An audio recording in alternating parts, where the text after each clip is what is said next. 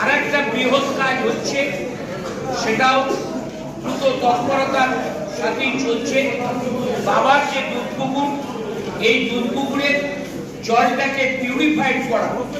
স্বর্ণ মন্দির, পাঞ্জাবের স্বর্ণ মন্দিরের যে জল পিউরিফাইড করা হয়, কারণ সেখানেও লক্ষ লক্ষ দর্শনার্থী যান, যে সেই জল তারা ব্যবহার করেন ধর্মীয় রীতি অনুযায়ী।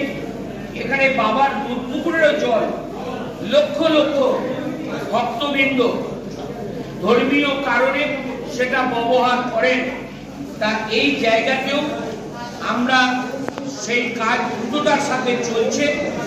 আশা করছি আগামী 6 মাসের ভেতর এই কাজও আমরা কমপ্লিট করতে পারবো।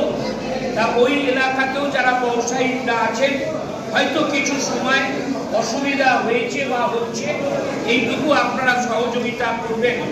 দীর্ঘস্থায়ী কিছু তৈরি করতে গেলে এইটুকু অসুবিধা হয়, এটা আপনারা একটু সহযোগিতার হাত বাড়াবেন। আর বাকি যেটা বললাম, প্রথমেই বলেছি, আবারও বলছি, যে হীনমান্যতায় ভোগাটা আমাদের মানুষের কর্তব্য নয়।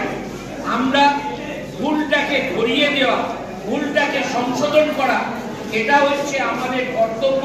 সুতরাং প্রশাসনিক লেভেলেই হোক আর পলিটিক্যাল লেভেলেই হোক, যদি আপনাদের বিচারে, আপনাদের বিবেচনায়, আপনাদের দৃষ্টিতে কোথাও এরকম হয়, আপনারা পিছিয়ে থাকবেন না। আপনারা অন্তত চোখটাকে খোলা রেখে, আমি বিধায়ক হিসাবে বলে যাচ্ছি, আমার কাজের যদি কোথাও এরকম ত্রুটি থাকে, আমার দ্বার খোলা আছে, অবারিত আছে।